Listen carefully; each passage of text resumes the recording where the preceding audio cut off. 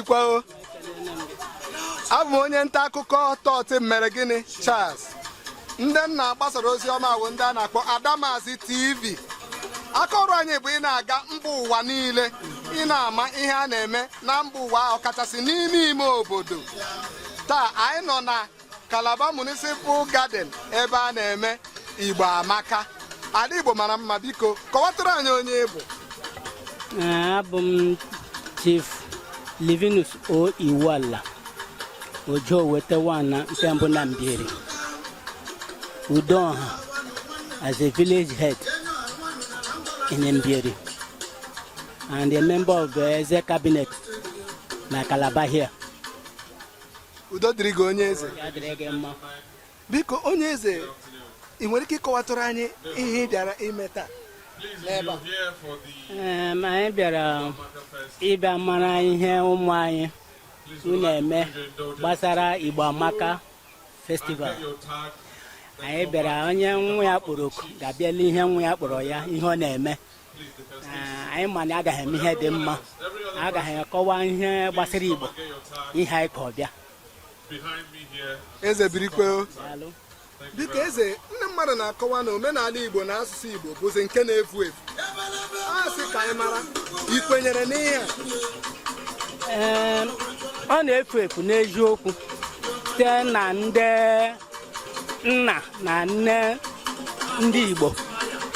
Ihe ịkụziri nwa gị ka ọ na-eme.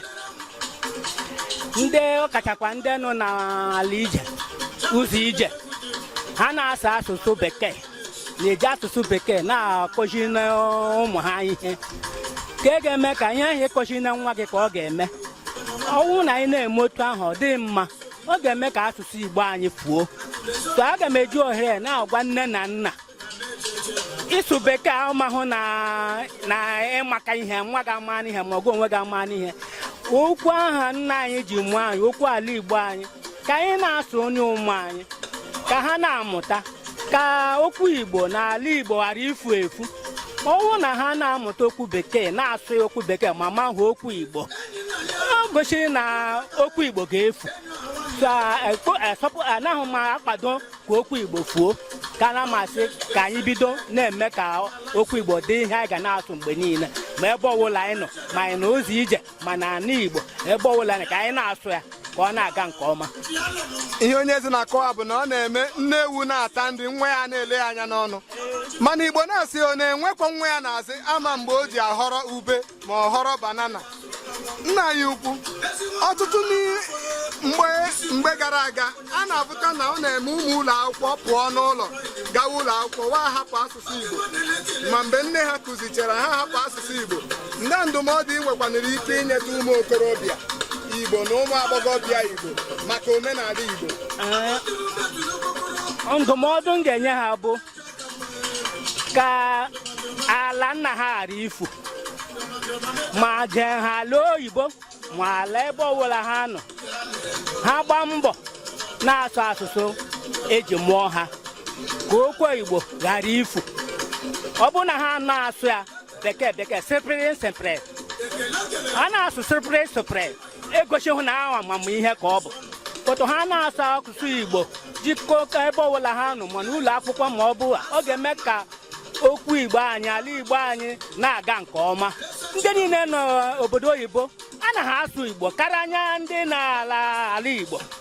Ọ dị mma, ana m asị ka ụmụ anyị ma ndị na-aga akwụkwọ ka ha na-asụ Igbo, ka ha na-eji mara na ọ dị mma na ọ ga-aba anaghị uru na ọganihu. Onye eze birikwa, mma anyị enyela gị nsogbu bụ dịka onye isi so na ndị isi ndị eze na Cross River. O nwere emereme a na-eme na Cross River ma ọ na Calabar iji kwalite omenala Igbo na ejiji Igbo?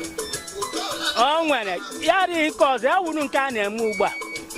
Nwere ma onye chọrọ ịmụta ga-amụta, onye achọghịkwana ịmụta a ga-amụta. Omenala na emume ala Igbo ọ dị. Nna anyị ukwu, ekele dịrị gị.